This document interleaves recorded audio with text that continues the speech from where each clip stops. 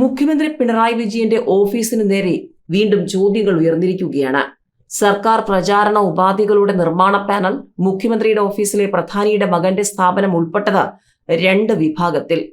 സർക്കാരിനു വേണ്ടി വിവിധ പ്രചാരണ ഉപാധികൾ തയ്യാറാക്കാനുള്ള പാനലിൽ മുഖ്യമന്ത്രിയുടെ ഓഫീസിലെ മാധ്യമ സംഘത്തിലെ പ്രധാനിയുടെ മകന്റെ സ്ഥാപനം ഉൾപ്പെട്ടത് 2 വിഭാഗത്തിൽ. ഇൻഫർമേഷൻ പബ്ലിക് റിലേഷൻസ് വകുപ്പ് ഫെബ്രുവരിയിൽ തയ്യാറാക്കിയ പാനലിലാണ് അമൽ മനോജ് എന്നയാൾ ഉടമയായ സ്ട്രീംലൈൻ പ്രിന്റേഴ്സ് ആൻഡ് അഡ്വർടൈസേഴ്സ് 2 വിഭാഗത്തിലും ഉൾപ്പെട്ടത്. സർക്കാരിന്റെ വിവിധ ക്യാമ്പയിനുകൾക്കുള്ള ക്രിയേറ്റീവുകൾ തയ്യാറാക്കാൻ 3 വർഷത്തേക്ക് തിരഞ്ഞെടുത്തവരുടെ പട്ടികയാണിത്. TV, നാടകം, സമൂഹ മാധ്യമങ്ങൾ, റേഡിയോ എന്നിവയ്ക്കുള്ള ക്രിയേറ്റീവാണ് ഒരു വിഭാഗം. അച്ചടി മാധ്യമങ്ങൾക്കും ഔട്ട്ഡോർ പരസ്യങ്ങൾക്കും മറ്റൊന്ന്. 2ലും സ്ട്രീംലൈൻ ഇടം പിടിച്ചു. ഈ സ്ഥാപനത്തിന്റെ സമൂഹ മാധ്യമ പേജിൽ ഉടമ അമൽ മനോജാണെന്ന് വ്യക്തമാക്കിയിട്ടുണ്ട്.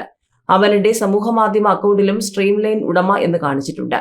ക്രിയേറ്റീവുകൾ തയ്യാറാക്കാനുള്ള പാനലിൽ 2 വിഭാഗത്തിലും ഇടം പിടിച്ചത് സ്ട്രീംലൈൻ മാത്രമല്ല, PRD, രാഷ്ട്രീയ ബന്ധമുള്ള വേറെയും സ്ഥാപനങ്ങളുണ്ട്. സർക്കാർ നിയന്ത്രണത്തിലുള്ള CDITും KSFDCയും പട്ടികയിലുണ്ടെങ്കിലും പലപ്പോഴും കരാറുകൾ കിട്ടാറില്ല. കിട്ടിയാൽ തന്നെ സ്വകാര്യ സ്ഥാപനങ്ങൾക്ക് ഉപകരാറായി മാറും. ഇത് കിട്ടുന്നതാകട്ടെ രാഷ്ട്രീയ ഉദ്യോഗസ്ഥ ബന്ധമുള്ള സ്ഥാപനങ്ങൾക്കും. ചവറ KMMLലെ വിവിധ ഇടപാടുകളിൽ അരങ്ങേറിയ അഴിമതിയെക്കുറിച്ച് വിജിലൻസ് അന്വേഷണം വേണമെന്ന CITU യൂണിയന്റെ ആവശ്യത്തോട് മൗനം പാലിച്ച് വ്യവസായ വകുപ്പും കമ്പനി മാനേജ്മെന്റും എന്നുള്ളതും ചർച്ചയായിട്ടുണ്ട്. KMMLലെ ഇടപാടുകളിൽ അഴിമതിയില്ല എന്ന വ്യവസായ മന്ത്രി P. രാജീവും കമ്പനി മാനേജ്മെന്റും ആവർത്തിക്കുമ്പോഴാണ് കമ്പനിയിലെ ഏറ്റവും വലിയ യൂണിയനായ KMM ടൈറ്റാനിയം എംപ്ലോയീസ് യൂണിയൻ ഇടപാടുകളിൽ അഴിമതി ആരോപിച്ച് പരസ്യമായി രംഗത്ത് വന്നത്. ഇതോടെ മാനേജ്മെന്റിനെ ന്യായീകരിച്ച വ്യവസായ വകുപ്പ് വീട്ടിലായി.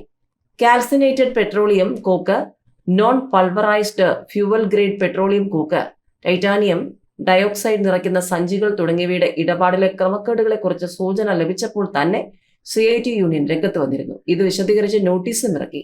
മുതിർന്ന CPM നേതാവും CITU മുൻ സംസ്ഥാന സെക്രട്ടറിയുമായ N. പത്മലോചനൻ പ്രസിഡന്റായി ഉള്ളതാണ് യൂണിയൻ.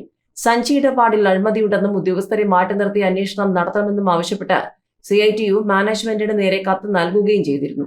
ഇടപാടുകളിൽ വിജിലൻസ് അന്വേഷണം ആവശ്യപ്പെട്ട് ടൈറ്റാനിയം കോംപ്ലക്സ് എംപ്ലോയീസ് യൂണിയൻ മന്ത്രി P. രാജീവിന് കത്ത് നൽകിയിട്ടും പ്രതികരണമില്ല.